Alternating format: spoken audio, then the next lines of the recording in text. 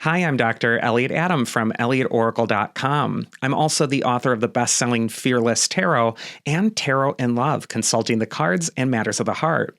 And it's time for this week's Oracle Reveal. So earlier on my social media, I placed up a photo of 3 different animals and asked you to use your intuition, asking yourself which animal seems to be calling to you, because that animal has your message.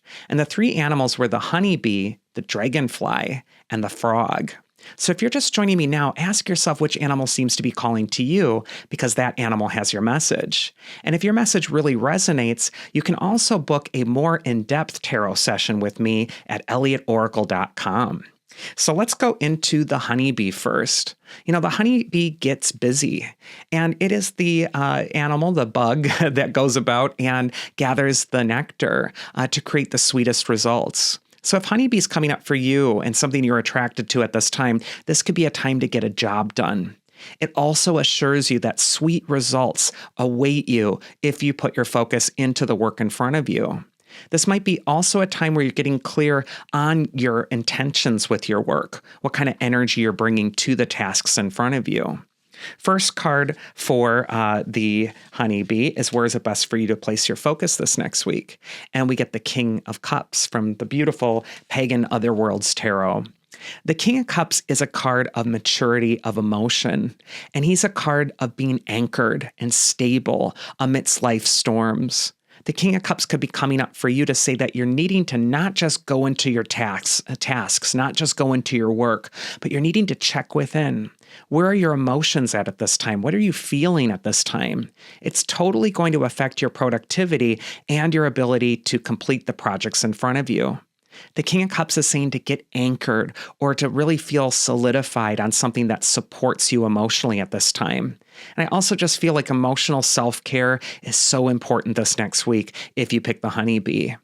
The King of Cups can also sometimes represent helpful individuals who are kindly disposed towards you, who can open up opportunities for you. So this could also be a week where it's important for you to focus on seeking support when necessary.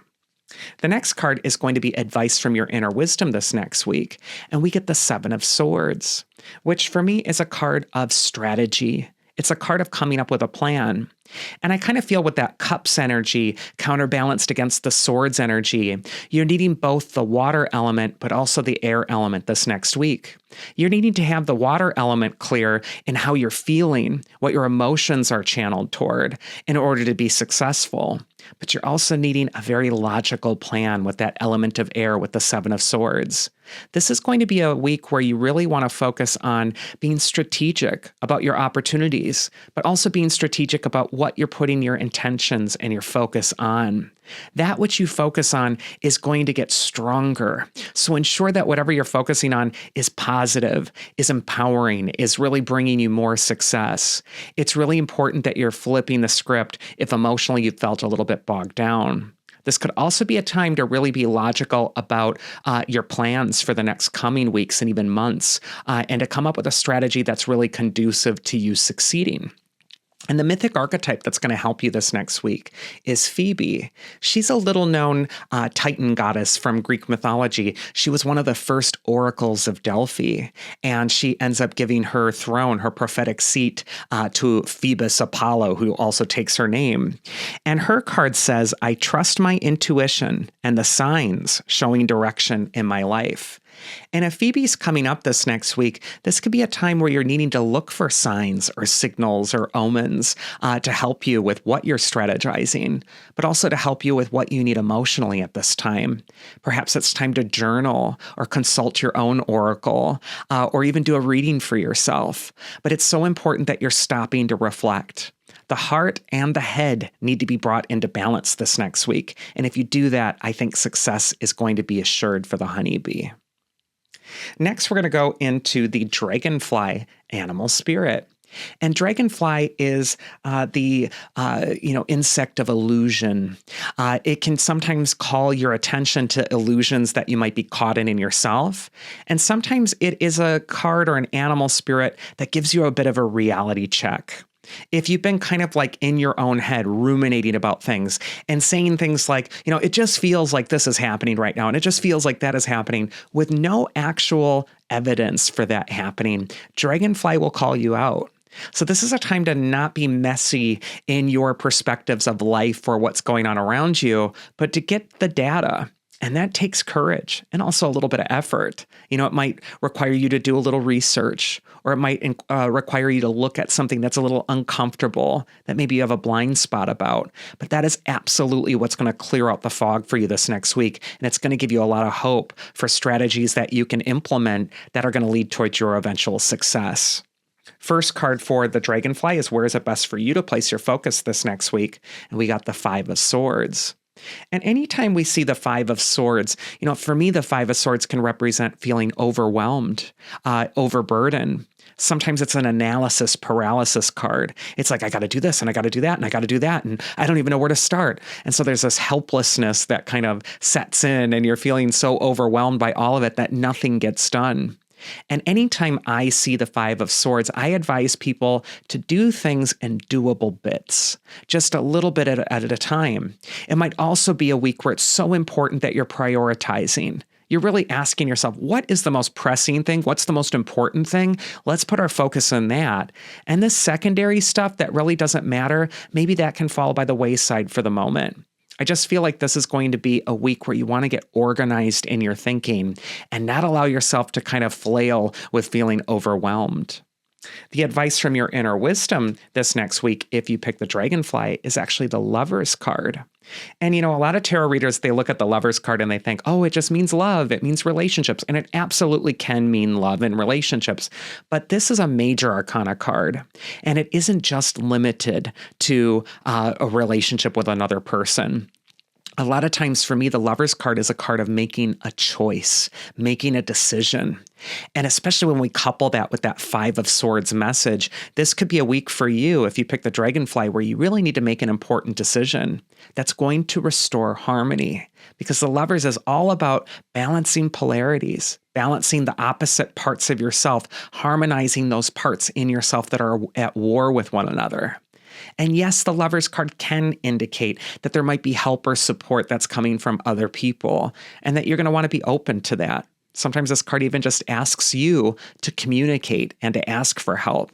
A lot of readers associate the Lover's card with the astrological sign of Gemini, which has all to do with communication, but also duality.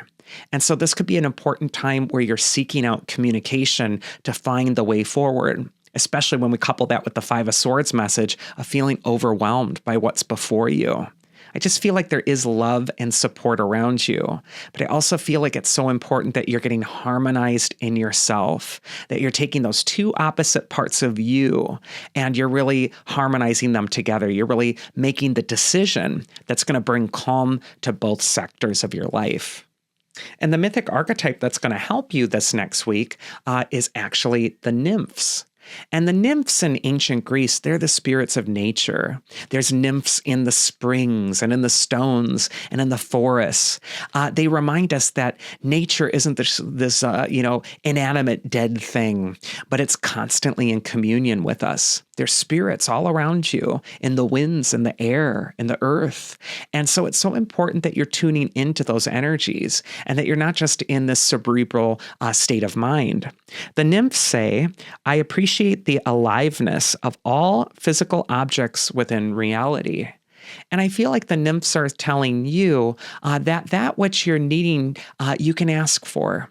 You might also just need to take a breather, take a step out, get clear in your thinking by returning to nature. Nature can be a great harmonizer for you this next week. So even if you're just taking a little walk in a park or sitting by a tree or even just taking some deep breaths of fresh air, it's so important that you're really enjoying nature and that you're communing with it, because nature is trying to tell you something right now. And sometimes the nymphs can come in the form of a bird or an animal that seems to keep popping up in your path, or a little insect that catches your eye, or a butterfly that flies past. It's so important that you're in tune with nature this next week, because I feel like nature is speaking to you. And then finally, we're going to go into the frog animal spirit. And frog is associated with the element of water. The frog is the one who croaks and calls down the rains. And so frogs are also born in the water as amphibians. They end up evolving and spending a lot of time in water. And what is water? But in symbolism or tarot, it represents our emotions, our feelings. And even the rains can symbolize our tears, the cleansing power of that. I feel if you're attracted to the frog this next week, this could be a time where you're needing to detox your emotions, cleanse your feelings. Maybe it's even time to just have a good cry. Crying, people say crying doesn't help anything. Yes, it does. Crying releases toxins from the body, and it's also emotionally cathartic. Sometimes when we allow ourselves to feel our feelings and really just let go of what's going on internally, we release those blockages that are preventing us from really feeling connected to our authentic life. The first card for frog is, where is it best for you to place your focus this next week? And appropriately, we got the Six of Swords, which is also a card that strongly features that element of water. We see the boat that's crossing the river, and it's leaving the rough waters behind. It's sailing toward the smooth waters. And the Six of Swords is often a card of transition and change. But in the tarot, it's one of the most benevolent change cards. It's as simple as surrendering to the flow that's in front of you. And I just feel like if you pick the frog, there is a natural current that's leading you forward, and it's absolutely magical. And you're just needing to let go and let that current take you to the next step, the next important thing. It's also important that you're releasing any blocked emotions that are preventing you from feeling your deeper self. And then the next card is going to be advice from your inner wisdom if you pick the frog, and we get the Nine of Pentacles. This is the wealth card in the tarot. And it can absolutely say that if there's worries or anxieties, for example, about there being enough, or your future stability, or your future success, this card absolutely assures you that you can succeed. And in fact, you will succeed. And yet, even on this deck in the Pagan Otherworlds Tarot, there's a little falcon that's perched there, and he's wearing a hood. And that means that the falcon, which is normally known for its speed and what it's fixating or focuses on, it's being restrained at this moment. It's being trained. And it's a symbol for you training your focus this next week if you pick the frog. I feel like this is a time to be very disciplined about where you're allowing your consciousness to dwell, because that which you're focusing on, you are totally manifesting. And so if you're affirming and focusing on your wealth and your security and your success and your projects, or even with the Nine of Pentacles, your value, your sense of self-worth and worthiness, your self-esteem. These are important too with this card. It's so important that you're affirming yourself this next week, and watch how the wonderful things just flood into your life. And the mythic archetype that's going to help you if you pick the frog is Hecate, who I think is kind of a bit of a pun this week, the goddess of magic and the crossroads coming up, because Hecate was associated with the ancient Egyptian goddess Hecate. And Hecate had a frog head. So I just kind of feel like there's a weird connection going on there. And Hecate says, I follow a path of magic and welcome baffling events as a sign of the divine. And so Hecate is just kind of giving you a little wink and a nod.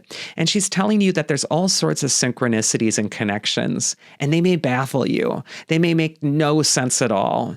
And yet there's little signs and signals being given to you by nature, and you might want to pay attention to those.